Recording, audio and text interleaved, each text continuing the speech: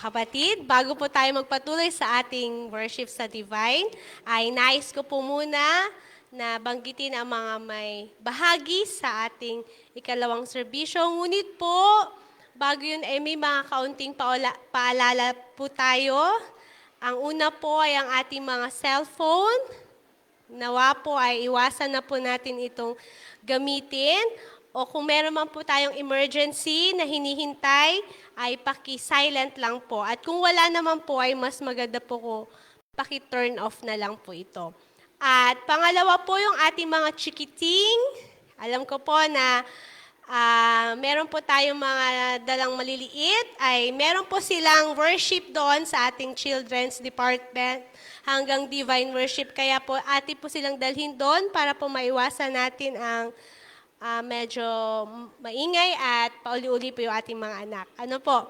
So, dalhin nyo lang po sila doon dahil ang mga teacher po natin, sila na po ang bahala sa kanila. Dadako na po tayo sa ating may mga bahagi para sa ating divine worship. At ngayon po, ang mag-handle po ng ating divine worship ay ang Women's Ministry Department. Ayan po, sa pangunguna po ng ating leader na si Sister Yoli Mantala. At ang ating pong nag-chorister sa atin ay si Sister Alchi Mascardo.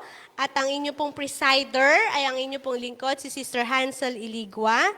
At ang ating pong deaconess na maglilingkod sa atin para sa ating pagkuha ng ating tithes and offerings, sila Sister Jomra Palmoni at Sister Bing Ranes.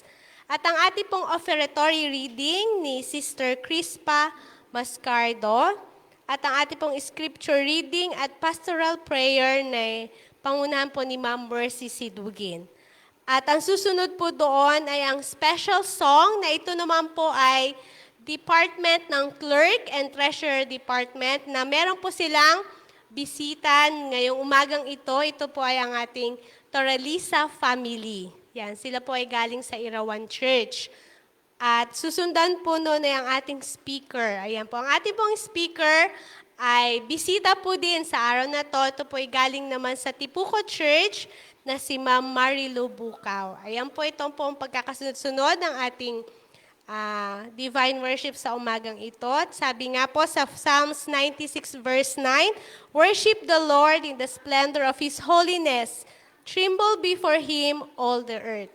Nawa po ay ang katahimikan, ang manguna sa bawat isa sa atin at ang banal na spirito ang patuloy na manguna. Ito pong ating worship sa umagang ito. The Lord is in His holy temple. Tayo pong lahat ay lumuhod.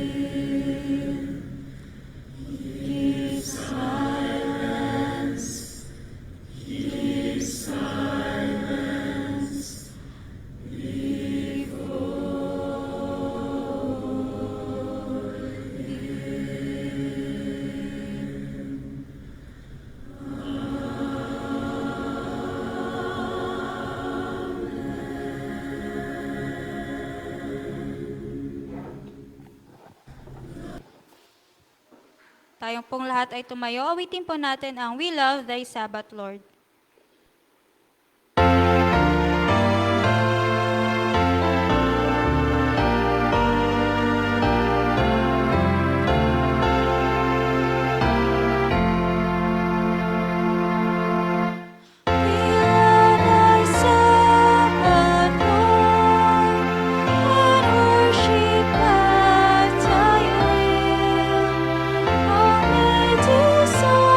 Sweet peace